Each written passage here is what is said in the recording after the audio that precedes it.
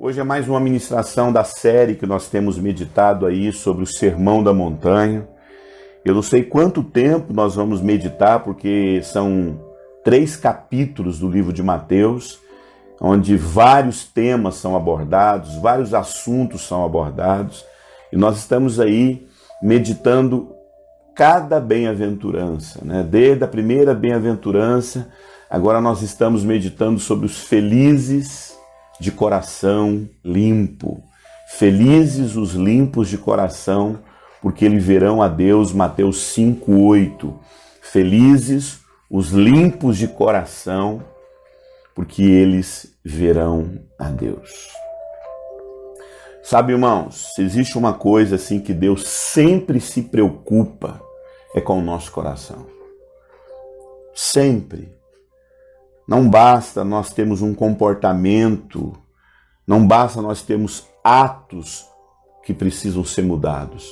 É importante você ter uma atitude correta.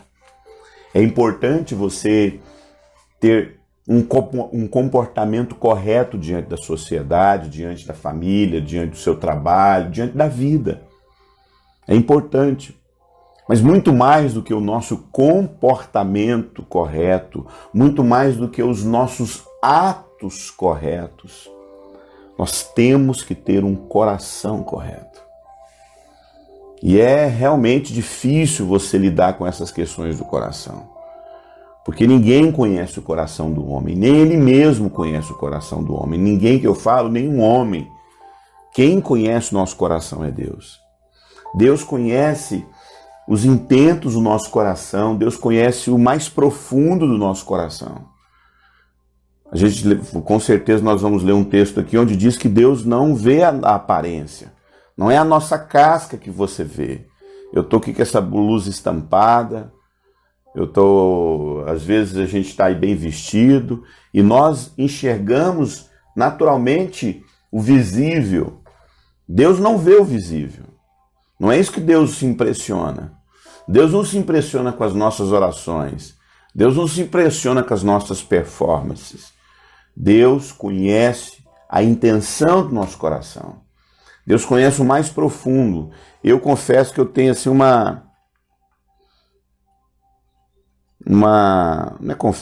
eu tenho uma maneira de procurar enxergar as pessoas. Até porque isso é um tema que eu converso muito com a minha esposa, eu converso muito com a Osana sobre isso. Às vezes uma pessoa tem muita dificuldade, às vezes ela é atrapalhada, às vezes ela é imatura, às vezes ela mete os pés pela cabeça. Mas é interessante, amado, eu já vi gente fazer muita coisa certa, com o coração completamente errado. Eu já vi muita gente errar, tendo um coração certo. Muitas vezes, amada, a gente faz a coisa certa com o coração errado. E às vezes a gente faz a coisa errada com o coração certo. Como assim? Às vezes as pessoas, na tentativa de acertar, na tentativa de corrigir um filho, porque ama um filho, acaba cometendo um erro. E às vezes a pessoa está fazendo certinho, está ali dando pagando de inteligente, fazendo lá tudo certinho na vida. É o cara politicamente correto. Mas o coração dele está errado. Eu costumo falar que uma das melhores definições de pecado, as pessoas perguntam o que é pecado? Pecado é qualquer coisa feita com a motivação errada. Escrever um livro é pecado? Depende da sua motivação. Se você está fazendo isso para aparecer, se você está fazendo isso para querer achar que é melhor que as pessoas. Casar é pecado? Não, mas depende da motivação. Às vezes a pessoa casa para esfregar na cara do pai que não precisa dele, casa para fugir de casa porque não suporta o pai e a mãe, casa para querer esfregar na cara de todo mundo que não é solteirona, e tem motivações erradas. E Deus olha a nossa motivação. Interessante que esse versículo, felizes os limpos de coração, gente que deixa o coração ser trabalhado, ser limpo. A gente trabalha isso muito com criança, né? Olha, não faz isso porque vai sujar o coração. Tem um texto Osana gosta muito desse texto, inclusive é um dos textos que Osana mais gosta da Bíblia. Salmo 24, de 3 a 5, diz o seguinte: quem poderá subir no monte do Senhor? O monte do Senhor fala da presença dele, fala da manifestação dele. Quem poderá chegar na presença do Senhor? Quem poderá entrar na sua presença, no seu santo lugar? Aquele que tem mãos limpas e coração puro, que não recorre aos ídolos, nem jura, faz promessas para falsos deuses. Este receberá a bênção do Senhor, o seu Salvador, e lhe fará justiça. Interessante isso. Mãos limpas, coração limpo. Amado, mãos limpas, mãos fala de realizações. Todas as vezes que você olha na Bíblia, mãos fala de trabalho. Fala daquilo que eu executo, fala daquilo que eu produzo, fala daquilo que eu estou exercendo na minha profissão, no meu dom, no meu talento. Quando você fala de uma pessoa que tem apresentar as suas mãos diante de Deus, é apresentar o seu trabalho, apresentar as suas realizações. Lá no Apocalipse, quando fala que a marca da besta, ela é feita na palma da mão e na testa, não é mão. Não é mão. O povo acha que é chip. Um dia eu vou explicar isso. Não é literal, amado. A marca da besta não é algo na mão, literalmente, o povo fica achando. Já foi tanta coisa, né? Já foi, não sei se você sabe, a marca da besta já foi até um radinho preto, assim, ele era pequenininho. Eu, na minha infância, eu tive um radinho desse. Ele era um radinho preto, na minha adolescência, um radinho preto. Quem criou esse radinho foi Hitler, para anunciar os discursos dele. E esse radinho acabou, né, sendo produzido para o mundo todo. E como ele falava, como ouvia o discurso de Hitler, associaram o radinho à marca da besta. Quem tinha o radinho tinha a marca da besta. Já falar que a marca da besta era código de barra. Tudo que tinha código de barra era a marca da besta. Agora estão falando que a marca da besta é um chip. Amado, então todo mundo tem marca da besta. Você tem chip no seu celular, você tem chip na sua televisão, você tem chip no controle do seu carro, você tem chip para todo lado, mano. A marca da besta Não, a marca é da besta, não é a marca do chip, não é a marca da Coca, não é a marca... Agora estão falando que o chip, que a marca da besta é o coronavírus. Ah, pelo amor de Deus, amado. Não é literal, amado. Quando fala que a marca da besta é colocada na mão, mão fala de trabalho. Mão fala de trabalho. Mãos fala de realizações. Então a marca da besta é uma forma de trabalhar segundo os valores desse mundo, segundo uma marca, segundo uma característica, uma tatuagem que gruda na pessoa e a pessoa não consegue viver sem esse sistema. Marca da besta na testa. A testa fala de entendimento, fala de maneira de pensar. É um entendimento marcado por uma disposição mental reprovável. Então, quando a Bíblia fala bem-aventurados limpos de coração, ou então no Salmo 24 que diz quem poderá subir ao monte do Senhor é aquele que tem mãos limpas e coração puro, no sentido de que o seu trabalho é um trabalho limpo, um trabalho honesto, um trabalho digno, um trabalho que não arranca, que não abusa do outro. Um trabalho que não escraviza ninguém. Quem vai aparecer na presença de Deus? Aquele que tem realizações abençoadas. Só que o seguinte, essas duas coisas sempre vão caminhar junto, queridos irmãos. Mãos e coração. Mãos fala daquilo que se vê. Coração fala daquilo que não se vê. Mãos fala de realizações. Mãos fala de atitude. Mãos fala daquilo que você faz, trabalha, realiza, empreende para Deus e para os homens. Visivelmente você vê eu pregando. Isso são mãos. Visivelmente você vê a pessoa realizando algo. Mas isso é visível. Agora, coração é invisível. Coração fala de motivações. Corações falam de realizações que você faz na vida. E esse é o grande desafio. E só Deus pode tratar o nosso coração. Interessante que o Salmo 73:1 fala: certamente Deus é bom para aqueles de coração limpo. Salmo 73:1. Deus é bom, Deus é bondoso para aqueles de coração limpo. Quando Paulo vai escrever a primeira carta dele a Timóteo, ele usa uma expressão muito interessante lá em 1 Timóteo 1:5. Ele fala: o objetivo dessa carta, o motivo que eu estou escrevendo essa carta é o amor. Paulo fala: olha, Timóteo, eu estou escrevendo essa carta porque eu te amo. Eu estou escrevendo essa carta porque eu amo a igreja que você está pastoreando. Eu estou escrevendo essa carta porque eu sei que Deus está te usando aí na igreja de Éfeso. E eu quero te abençoar com essa carta. O objetivo dessa carta é o amor. Aí ele fala: mas esse amor procede de um coração puro. Interessante, 1 Timóteo 1:5. Fala que o amor procede de um coração puro. Paulo, continuando escrevendo para Timóteo, já na sua segunda carta ele fala: fuja dos desejos malignos, siga a justiça. O que é justiça? Aquilo que é justo, aquilo que é correto. Siga a fé, siga o amor e siga a paz com aqueles que de coração puro invocam o Senhor. Amado, isso é muito forte, querido. Isso é muito sério. Termos um coração puro diante de Deus.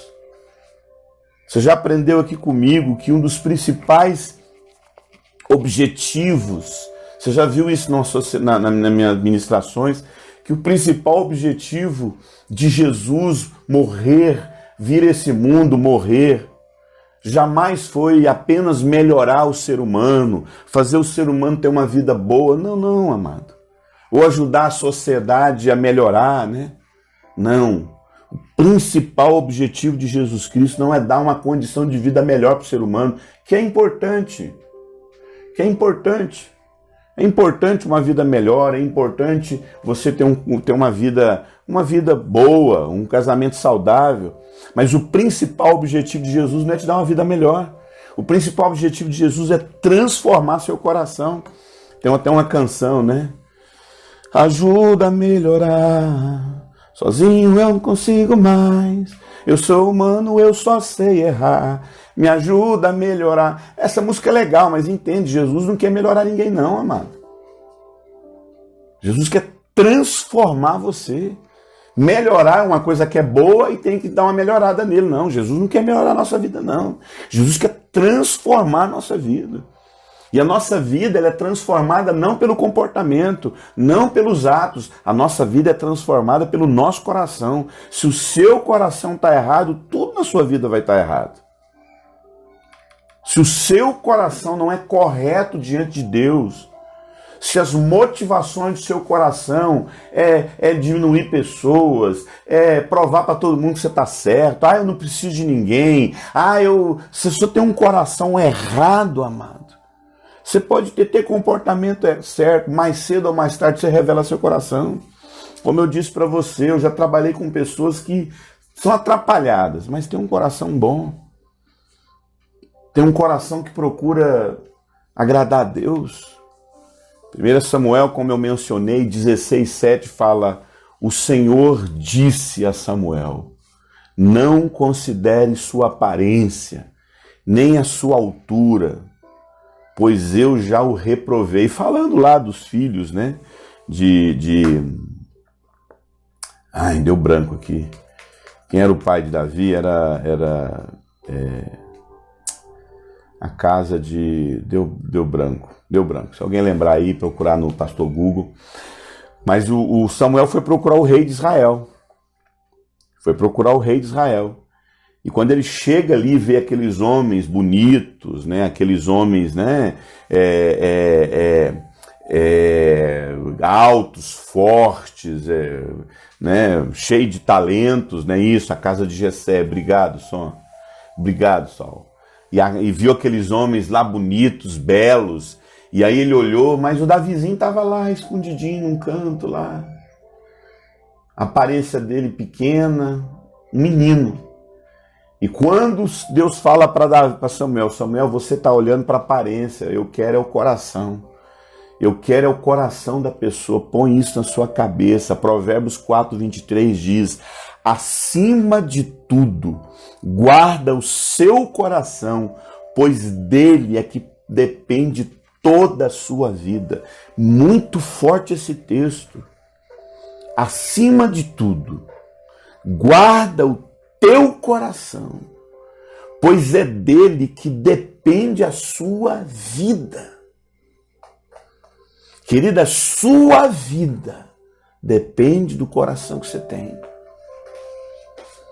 Sabe aquele homem lá na cruz do Calvário? A Bíblia fala que tinha 2 homens lá do lado de Jesus. A gente sabe que tinha um ladrão convertendo lá porque está na Bíblia.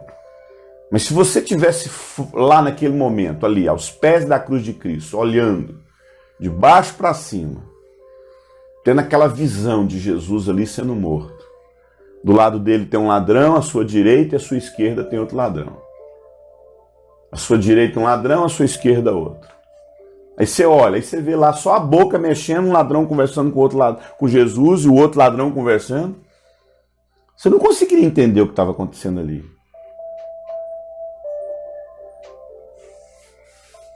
Desculpa aí, o vídeo do pessoal da Terra foi pausado, né? Você não conseguiria entender o que estava acontecendo ali naquela cena do ladrão da cruz. Você não conseguiria entender. Mas se você ouvisse o que estava conversando ali, o que evidencia naquela cena? O que evidencia naquela cena de um ladrão à direita e um ladrão à esquerda? O que se vê claramente ali, quando você conhece o texto? Que uma pessoa foi salva, porque o coração dela era diferente ali com Jesus. Enquanto um coração estava ali praguejando, xingando, amaldiçoando Deus e a vida, o outro coração estava pedindo misericórdia. O outro coração estava pedindo clamor, clamando a Deus por perdão. Amado, Provérbios 4:23 diz, acima de tudo, tudo que você precisa guardar na sua vida é o seu coração. Porque dele depende, não é o dinheiro que você guarda que sua vida depende. Não é a economia que você guarda, por mais que seja bom. Mas o que depende da sua vida é o coração que você tem. O seu casamento depende do seu coração. Sua vida espiritual depende do seu coração. Sua vida profissional depende do seu coração. A vida que você tem é resultado do coração que você possui.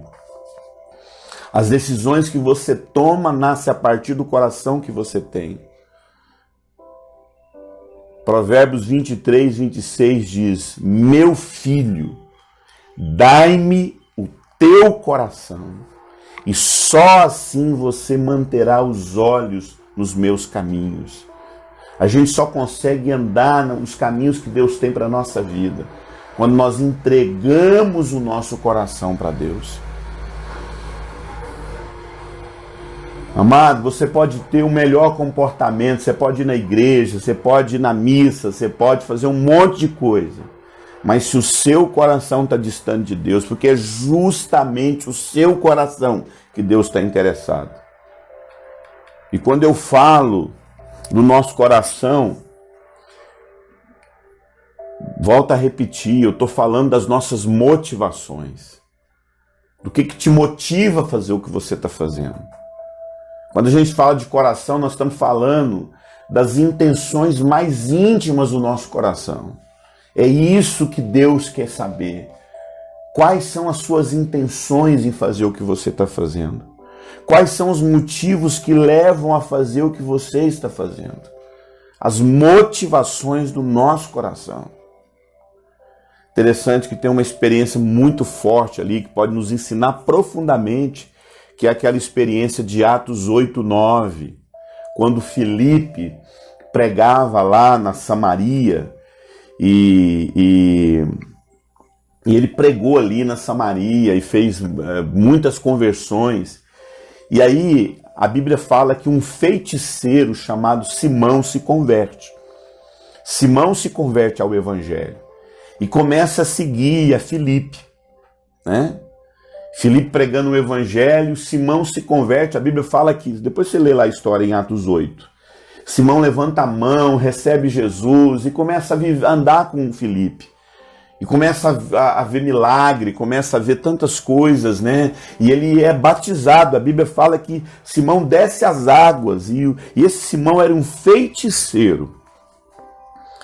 E lá todo mundo chamava ele como Deus visitando a terra. Ele fazia milagres, feitiçarias, prodígios, sinais ali. Era um feiticeiro. Mas é interessante que quando Pedro fica sabendo, apóstolo Pedro fica sabendo que o evangelho tinha chegado em Samaria, que muitas coisas estavam acontecendo em Samaria. A palavra de Deus diz que João foi até Samaria, junto com Pedro, foi junto com João, e os dois foram a Samaria, ali para estabelecer uma igreja. Da mesma forma que eu cheguei aqui em Curitiba para estabelecer uma igreja Sal da Terra, Pedro e João, sabendo o que estava acontecendo, foram a Filipe, está pregando o evangelho lá, e muita gente está convertendo. Vamos estabelecer uma igreja lá. E quando Pedro e João chegou lá e foi orar pelos convertidos, a Bíblia fala que o Espírito Santo desceu sobre eles. O Espírito Santo desceu sobre Samaria, sobre os convertidos de Samaria. E eles falavam em línguas e havia sinais e maravilhas através do Espírito Santo. Mas olha só o que acontece em Atos 20. O Simão, que era o feiticeiro, quando olhou para aquilo, ele tinha convertido, amado. Ele tinha descido as águas. Mas presta atenção. Quando Simão, o mágico, o feiticeiro, viu os sinais e maravilhas que estavam sendo realizados pela mão de Pedro, João e Filipe e o Espírito Santo agindo, ele falou: posso comprar isso aí? Quanto que vale esse poder que vocês estão usando aí? Agora, olha só o que Pedro falou em Atos 20 para Simão. Disse Pedro: o teu dinheiro seja contigo para a tua perdição, Simão. Pois você acha que você pode comprar o dom de Deus? Aí ele continua dizendo: você não tem parte nesse ministério. Meus irmãos,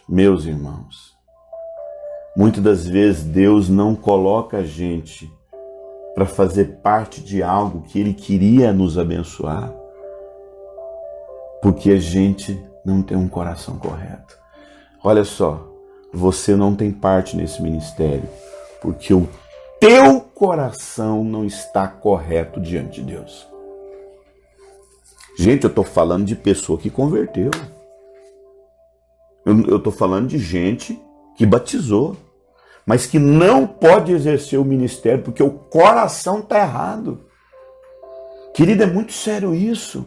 Você não recebe algo de Deus por conta de um coração completamente errado. Querido, um coração correto diante de Deus é um dos maiores segredos da vida cristã. Um coração correto diante de Deus é um dos maiores segredos na vida cristã. Quando você olha para Mateus 15, 18, diz: o que sai da boca procede do coração. O que contamina o homem é o que sai do coração.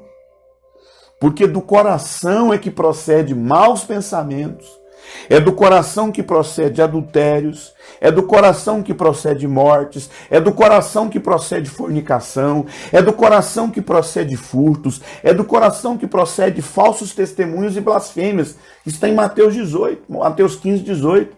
Não é do diabo que vem os maus pensamentos. A gente acha que o diabo lança mau pensamento na gente. Não é do diabo que vem a morte. Não é do diabo que vem o adultério, a fornicação, os falsos testemunhos, as blasfêmias. Jesus está falando que não é do diabo que vem isso. O Jesus está falando que isso vem da gente. O diabo só usa aquilo que já está na gente, amado. Põe isso na sua cabeça. A premissa de toda a maldade do homem parte dele mesmo, do seu coração e não do diabo. Nada do que o diabo fez da sua vida até hoje não partiu diretamente de você. Muito sério isso. Muito sério. Tudo de ruim que já aconteceu na minha vida, tudo que o diabo fez na minha vida, ele fez a partir de mim mesmo. Não é do outro, não é do mundo, não é do pecado, é de mim mesmo. Não é do pecado do outro. Não é de hábitos que Deus deseja transformar. Jesus não morreu pelos seus maus hábitos. Ele morreu para que você seja transformado de dentro para fora. Felizes os limpos de coração. Felizes os limpos de coração, porque verão a Deus. Felizes os limpos de coração, porque verão a Deus. A gente fala muito, quero te ver, quero te ver. Tudo bem, maravilha. Mas como é que está nosso coração? Então eu queria fazer pelo menos, nós já estamos caminhando para finalizar a nossa meditação nessa manhã. Eu queria fazer pelo menos duas perguntas. Duas perguntas que eu queria fazer em cima desse texto de Mateus 5,8, felizes os limpos de coração. Primeira pergunta, o que é ver a Deus? O que significa ver a Deus? Quando a palavra de Deus diz que felizes os limpos de coração, porque eles verão a Deus, a pergunta é, o que é ver a Deus? A segunda pergunta que eu quero responder nessa manhã em cima desse texto é, o que é ser limpo de coração? O que significa ser limpo de coração? Primeiro vamos definir o que é ver a Deus. Presta atenção. Ver a Deus é ser aceito na presença dele. Ver a Deus é ser recebido por Deus. Felizes os limpos de coração, porque eles verão a Deus. O que é ver a Deus? Ver a Deus é Deus me receber. Deus me aceitar na sua presença. Deus permitir que eu tenha acesso a Ele. Interessante, né?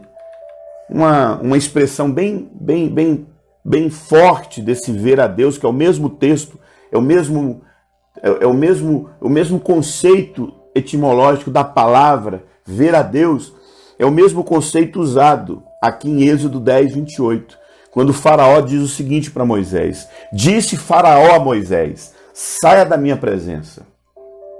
Trate de nunca mais aparecer diante de mim.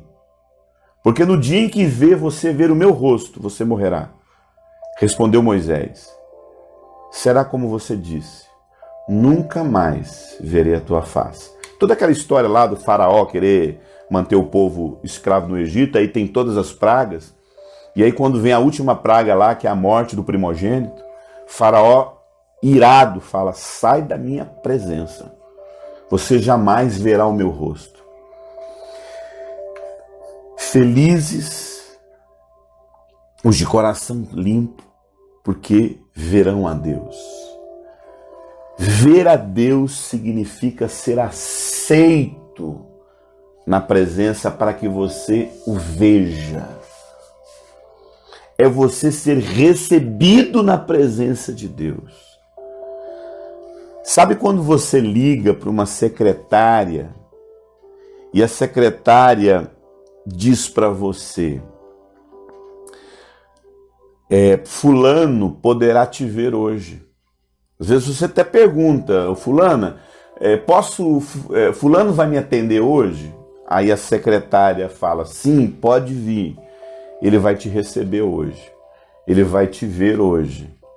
Quer dizer que o médico, o advogado, ele está dizendo, pode vir porque eu vou te receber. A ideia é essa. A ideia é Deus permitir que nós entremos na presença dele. É Deus permitir que a gente se desfrute da presença dele. Ver a Deus significa conhecer. Ver a Deus significa conhecer a vontade dele, saber o que ele tem para minha vida a partir da presença dele que eu me aproximo. Jó 42:5 diz: os meus ouvidos já tinham ouvido a seu respeito, mas agora os meus olhos te veem. Ver a Deus significa conhecer. Ver a Deus significa ser aceito por Ele para conhecê-lo. Interessante essa expressão que a gente ouve muitas vezes nas orações sacerdotais: o Senhor faça resplandecer o rosto dele sobre ti e tenha misericórdia de ti, que o Senhor sobre ti levante o seu rosto. Olha, 2 vezes na bênção sacerdotal a expressão ver a Deus, ver a Deus, ver a Deus, ver a Deus. Ver a Deus significa, amado, conhecê-lo, entrar na presença dele, desfrutar da presença dele. Aquilo quando você para tudo, liga uma música, uma adoração, e você vê a presença de Deus sendo manifesta na sua vida. Você sente a presença dele.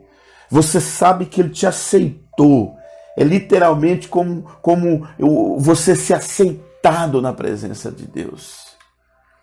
Interessante, o Salmo 67 diz: Deus tenha misericórdia de nós e nos abençoe e faça resplandecer o seu rosto sobre nós. Em outras palavras, Senhor, faz com que nós te conheçamos. Amado, nós seremos recebidos na presença de Deus. Nós conheceremos a Deus. Nós teremos intimidades com Ele. Por quê? Tá bom, Eurípides, desfrutar da presença de Deus, parar na presença dele, ser amado, sentir o amor dele, ser recebido por ele. O rei me recebeu. O rei disse: pode abrir a porta porque eu vou receber ele hoje. O rei me recebeu. O rei me recebeu na sua presença. Por quê? Porque eu sou limpo de coração. Se formos limpos de coração. Então a pergunta é: o que é ser limpo de coração? Você sabe o que é ser limpo de coração?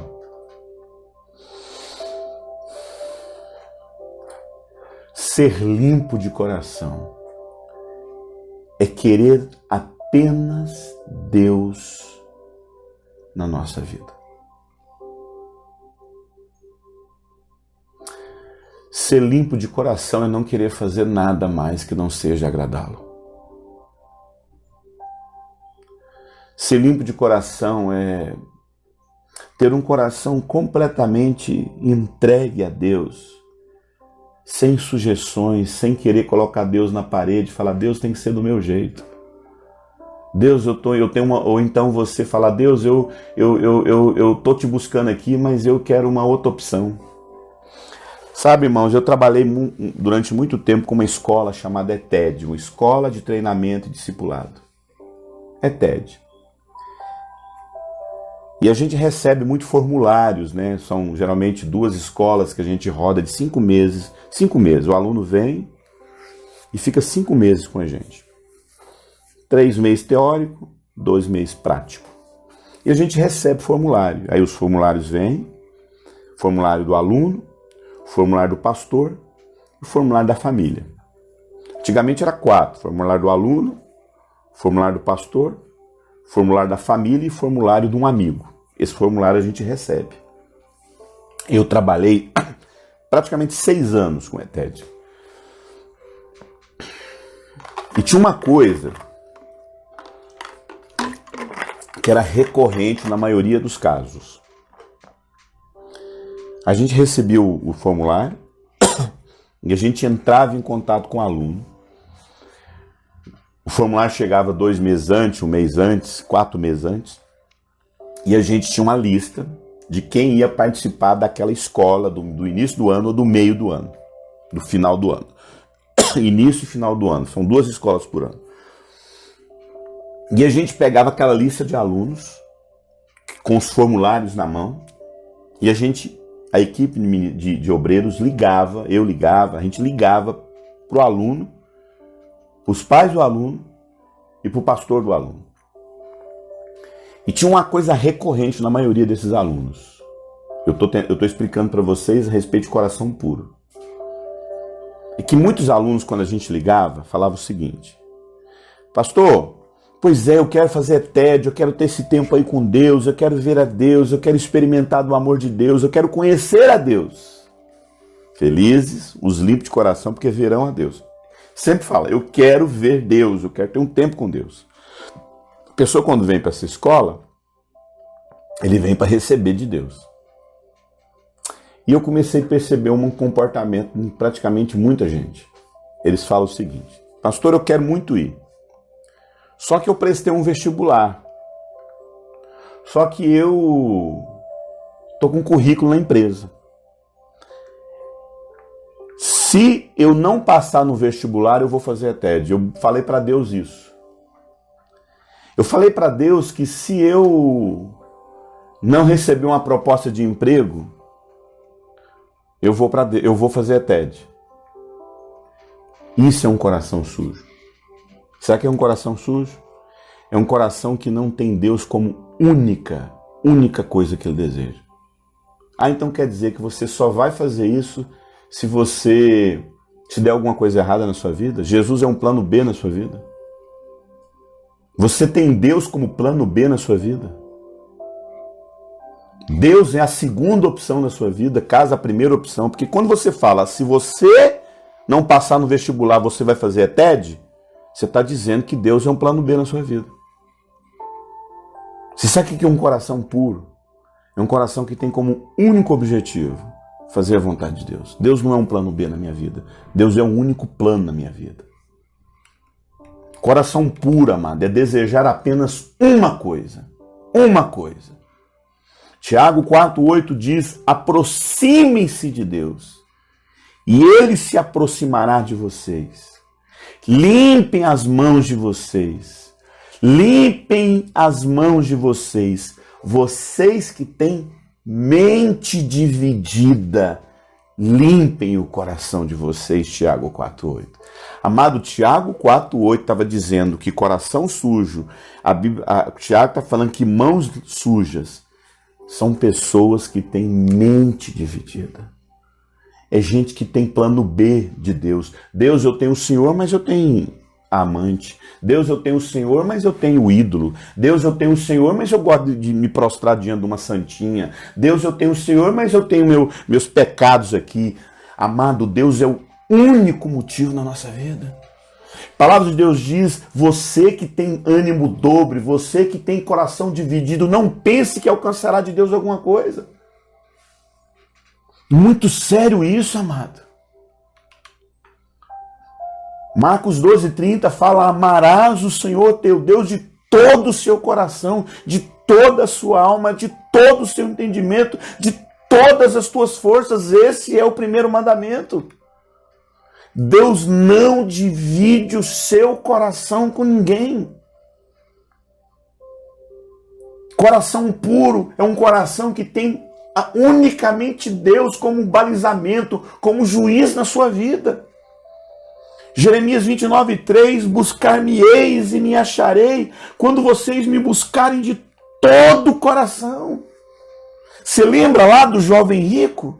Quando chegou diante de Jesus, querendo agradar Jesus, querendo seguir Jesus, querendo servir Jesus. O que ele tinha na vida dele? Coração dividido. Coração dividido entre se ver as riquezas e Deus. Sabe aquele moço que chega lá diante de Jesus falando: Jesus, quer te seguir. Falei: então vamos. Não, primeiramente eu tenho que enterrar meu pai. Jesus não aceitou essa pessoa. Põe um negócio na sua cabeça. Nós não somos aceitos por Deus quando Deus é um segundo plano na nossa história. Quando você diz que você só vai servir a Deus se aquilo não der certo. Amado, você tem que ter certeza. Deus, eu sei o que eu quero no Senhor. Eu não estou aqui para negociar com o Senhor. Eu não estou aqui para negociar. Se isso dá certo, eu vou fazer isso para o Senhor. Não, amado, tem um objetivo. Deus, eu quero fazer isso pelo Senhor. Não tenha coração dividido. Eu quero voltar a passar isso. a repetir esse versículo de Tiago 4:8. Aproximem-se de Deus e Ele se aproximará de vocês. Como? Limpando as mãos, limpando os corações. E como eu limpo o meu coração, como eu limpo as minhas mãos? Deixando de ter mente dividida, deixando de ter duas opiniões a respeito do que eu quero fazer para Deus. Poxa vida, misericórdia. Não dá, amado. Não dá, amado. Não dá para a gente começar a tomar Deus ser um segundo plano na nossa vida. Deus não aceita coração dividido. Você viveria assim com seu marido? Você viveria assim com a sua esposa? Onde você é um segundo plano na sua vida? Amado, você sabe quem é segundo plano na vida de um homem? Um amante. Você sabe quem que é segundo plano na vida de uma mulher? Um amante. Primeiro plano a esposa, segundo plano a amante. Ó, se eu não der certo com a minha mulher, eu vou morar com a minha amante. Você quer isso para sua vida? Você quer viver com uma pessoa que tem como segundo plano você? Imagine você sentado numa mesa. Imagine você sentado numa mesa, junto com seu marido. Você está lá com seu marido. Aí de repente chega uma pessoa e senta com você. E aí começa a beijar. Uma mulher senta, você está sentado numa mesa com seu marido. De repente senta uma amante lá e começa a beijar. Fala, não, meu amor, deixa eu falar uma coisa pro senhor. Não, deixa eu falar uma coisa pro senhor. Aí você leva um susto. Fala, que é isso, meu filho? Você tá doido? Aí a mulher fala, não, calma, querido. Eu tô aqui para sentar com vocês, te respeitando. Ele é seu. Ele é seu. É você que mora com ele. É com você que ele dorme todo dia. É você que vai receber a herança dele. É você que vai receber. Você que tem filhos com ele. Você que administra o patrimônio dele. É você que senta com ele na mesa. Toda a sua vida é dele. Mas ele me tem como um plano B. Ele nunca vai te deixar por conta de mim. Eu só estou aqui para dizer, cuida bem dele. Cuida bem dele. Ame ele. Porque todas as vezes que você está bem com ele, ele fica bem comigo quando encontra lá no motel. Você quer isso para sua vida? Você quer isso para sua vida? Não? Então não queira isso para Deus. Deus não aceita amante na nossa vida. Deus não aceita plano B na nossa vida. Não tenha um coração dividido. Não tenha uma mente dividida. Busque o Senhor de todo o seu coração. Tenha Ele como única decisão na sua vida. E viva intensamente o que Deus tem para você. Viva intensamente o que Deus tem para sua vida. Sem plano B. Nunca chegue para Deus negociando com Ele que se algo não dá certo, você vai fazer algo para Ele. Se você tiver de fazer um voto para Deus, se você tiver de fazer uma promessa para Deus, que Ele seja a única opção e não um plano B. Isso é ter um coração puro e não ter uma mente dividida. Amém? Que essa palavra fale o seu coração.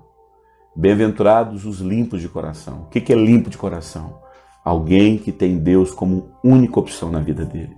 É esse que vai ver a Deus. É alguém que não tem um coração dissimulado. É alguém que não tem um coração enganoso. Mas alguém que coloca diante de Deus o seu coração falando, Deus, o Senhor é a única escolha na minha vida. Eu não tenho escolha. O Senhor é a única escolha na minha vida. Viva intensamente o que Deus tem para você. Viva intensamente. E não faça negociações com Deus. Amém? Quem negocia é o diabo. Deus não negocia com você. Ou ele é, ou ele não é. Ele fala, seja o que você fala para mim. Sim, sim. Não, não. O que passa disso é do diabo, ele fala. Tem uma só palavra diante de Deus. E viva esse entendimento. Deus é a única opção na nossa vida. Nós não temos escolha. Ele é a nossa única opção. Amém? Deus abençoe. Tenha um excelente dia na presença do Senhor. Um excelente dia. E entenda, a vida que você tem depende do coração que você tem. Um coração correto diante de Deus. Amém? Deus abençoe. Shalom. Até segunda-feira com a nossa próxima meditação do sermão.